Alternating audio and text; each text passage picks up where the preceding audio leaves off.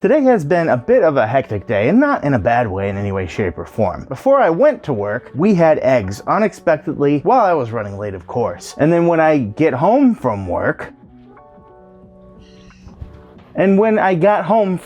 there are yet again more eggs from a snake that I was not expecting. I figured it'd be a good time to show you a day in the life of a snake breeder that was maybe a tad bit chaotic. So let's go ahead and take a look at what that looks like. So we're in the snake room now, obviously. First off, let's go ahead and show you the one that laid this morning that nearly made me late to work. And that would be this magnificent animal here. And yes, it's dirty because she just laid and we have not had a chance to completely clean her out yet. She's going to be cleaned here after we film this video. During the summer, I keep them on paper towel because it is just absolutely crazy humid. And then during the winter, I have to switch to cocoa husk because it is crazy dry. So there is a,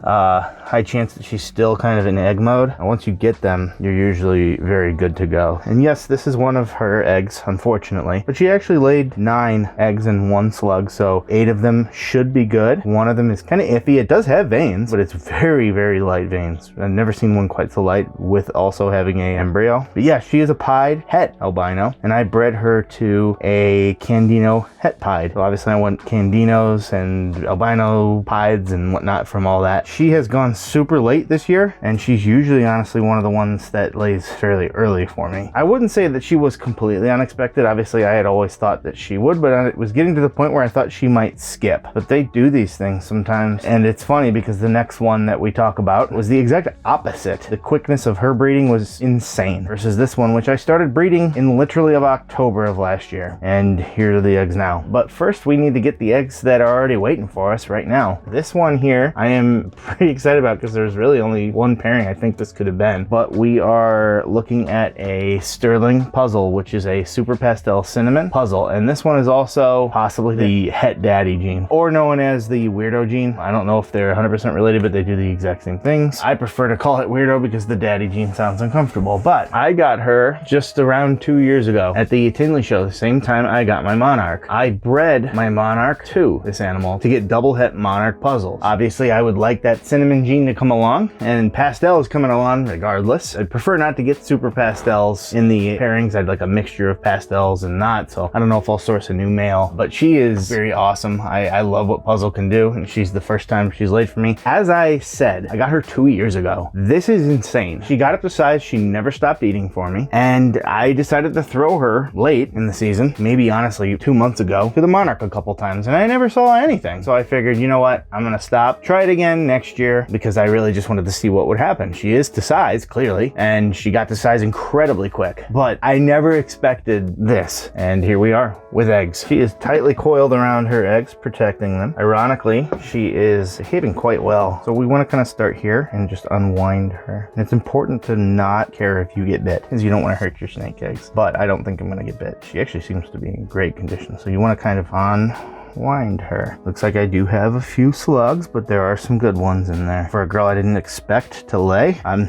not complaining in any way, shape, or form, especially since it was one pairing, I think. These little ones here are slugs. This one looks kind of weird, but it's white, so we'll take a look at it. And you'll notice, look here, that looks disturbing, right? But that's how they look when they first lay. A very empty toothpaste tube look. Remember, this animal just gave birth, so that's nothing to concern yourself about. In fact, if anything, it helps you know that there's no stuck eggs in there. That's a very important thing you want to do, is move your fingers on in there. Just make sure there's no eggs in there. There's obviously nothing in her. So we're gonna go ahead and check her eggs now. Ooh, spooky. As you can see, the lights are very much off, and that is so that we can handle the eggs. As you can see, this is a slug, so I want you to see. And actually our very, very first video ever, I had some eggs laid and a few of them were slugs, and we actually dissected it on camera. You can watch that video out where I am about as dry as this paper is currently. The fact of the matter is that there's nothing in here. There's no life. Not even that little teeny thing that you see right there. There's nothing there. That's just a stain. This is very much a slug, and it's going to be that case for every single one of these. Plus, look at the difference. They're very much smaller, and they're yellowish in tint. That is a slug. Now, sometimes these eggs can actually be infertile. That doesn't mean they're slugs, but they are infertile. But if you see veins like that, you're good. So usually what I like to do is I like to find the bottom of the egg, which is yellow. So don't worry if you see the bottom of the egg being yellow. It lets you locate pretty much the center. You see that little red dot in the middle there? See how it kind of moves just ever so slightly when I do that? That's our our embryo. And what I like to do, and what everyone really likes to do, is make sure that that is facing straight up. Even though I've heard that it actually doesn't affect it too much, they do have a higher success rate facing up. And there's no reason not to do it because it's quite easy to make sure that it's facing up. So how do we do that? Well, where'd it go? Oh,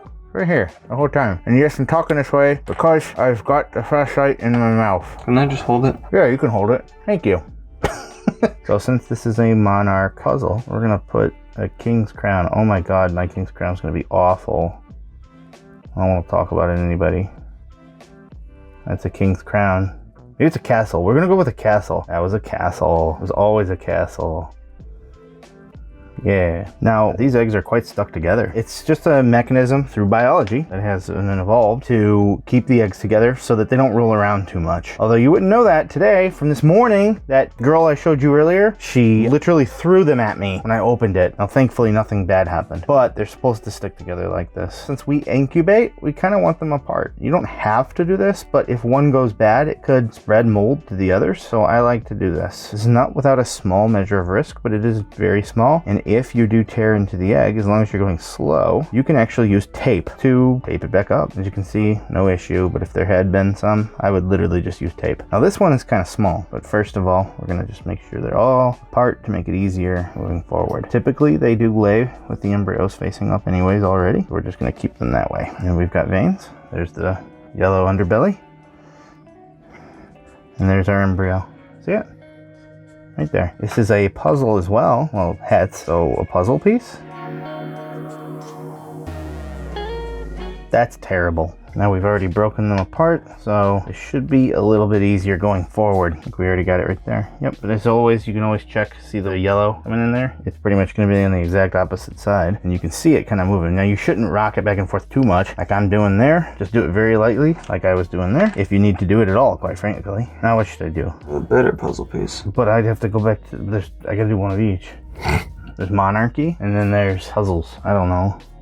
So the monarchy is normally very synonymous with England, right? You're gonna do a Union Jack? No.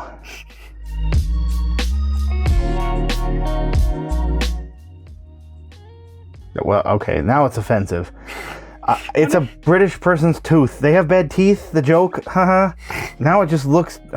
I'm sorry, anyone watching from Britain. It's just a joke. You can make fun of America. I don't care. All right, give me this. All right, and then there's our last one. Again. Boom. And boom. I didn't know what else to do. I'm mad about that one. I'm so mad. Why did I do that? Okay, you know what? We're gonna add a crown to him. This is important. There. Now another puzzle piece. I think it's only fair to make fun of Americans now. My coloring is making fun of Americans. Okay? There you go. It'll just be another puzzle piece. I don't know. It'll be a corner piece this time because I'm just beyond this. It looks like a dinosaur instead. There, it wasn't actually that bad. And there you have it. I have 4 eggs. I want as many cinnamons as possible because they're all going to be het pied and het, no they're not. They're all going to be het puzzle and het monarch. Obviously that's what I want to go for here. I'm creating a lot of double hets with monarch this year. Clowns are already in there. I've already got pieds. Now I'm creating the puzzle monarchs, or well, the hets for every one of them. So let's go ahead and put them in a container right now.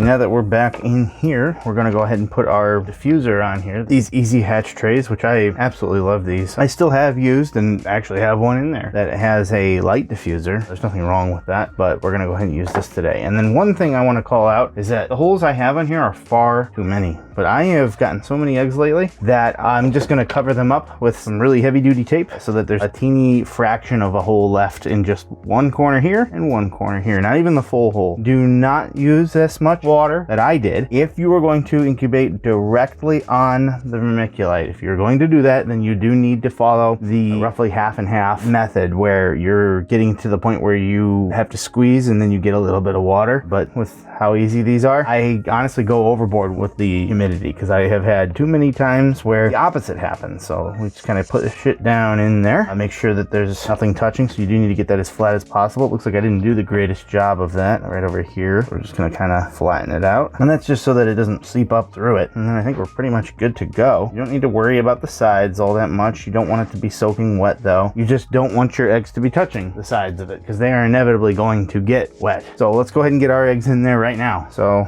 get this very teeny one. This might be one of the smallest eggs I've ever had. It's about the size of a chicken egg, but it looked good. It had good veins and whatnot. So we'll give them plenty of space. Again, we want to make sure that nothing is touching the sides, and we are pretty much good to go, except that we also use press and seal. This helps keep in that humidity. Depending on the area you are in, humidity could or could not be a major issue for you. And we like to use the press and seal because it just perfectly hugs the sides of it. You don't really have to do anything else, but you can use other things. This is, I believe, a little bit oxygen permissible to a small extent. I'm not sure 100% on that, but it definitely keeps things from drying out. There you go. You can see it's very nice and snug on there. You don't really need to do too much with that. We're gonna use some tape to cover up some of the holes here. So since this one's so perfect, we'll just do something like this. Then this one, we want to kind of go up above it. We do want some oxygen exchange, just not as much as this would provide, which is insane. So see that? Honestly, just this little hole right there above it would probably be fine too. And again, this is just because I'm running out of stuff. This was used for something else actually. That is perfectly fine. Might not seem like it, but it is enough. Now that we have a secondary barrier on there, we're gonna go ahead and seal that. And the reason for this is, as you can see, this is not sealed all that well, so it dries out. That's why we like to put the Glad wrap on there. Now it's a simple matter of filling out my clutch card. And this is just something I do. There's far more professional ways to do it. You know that there was 4 eggs and 3 slugs, and I do not hold her accountable for that. Help if I spelled slugs, not stugs. And she is a super pastel cinnamon puzzle cost to a monarch. And I'll put today's date, the day they were laid. Then I like to put 2 dates on here. One, I'm gonna put the earliest possible date that they can be cut. I do 55 days, and I know that that is the 14th of November because I did one earlier this morning. And then I put their hatch date, which I do for 60 days, which is 11, 19, 24. Now often I'll just leave them be until one's pipped. I won't really interfere unless I'm worried about something. Now this goes in there on top and just kind of hangs out with it for the rest of its journey. You know, I actually forgot something that I'd like to show. Every so often I'll add one of these. And the reason I do this is to audit what's going on in the actual box. It's great if the temperature on the incubator tells me it's 89 degrees, but what am I actually incubating at? That's kind of the most important part, right? Don't worry, we will reform these little seals here. Say it's very important to make sure these are not touching directly on the eggs either. And now we are good to go. So this right here, we'll be able to monitor them, make sure that everything's going okay in the incubator box. And into our incubator it goes.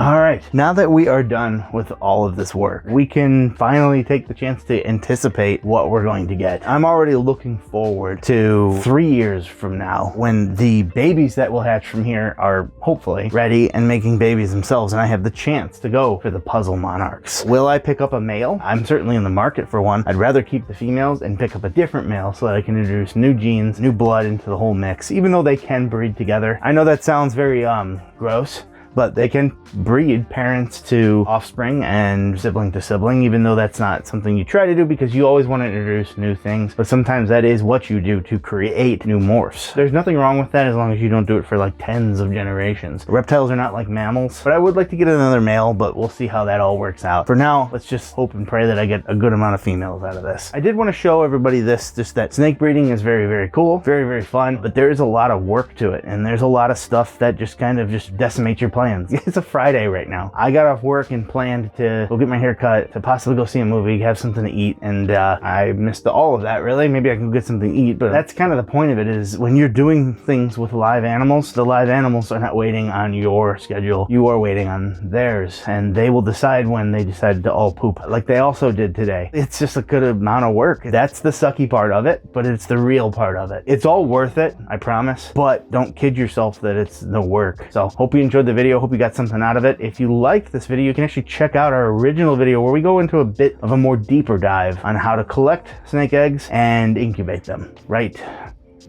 here.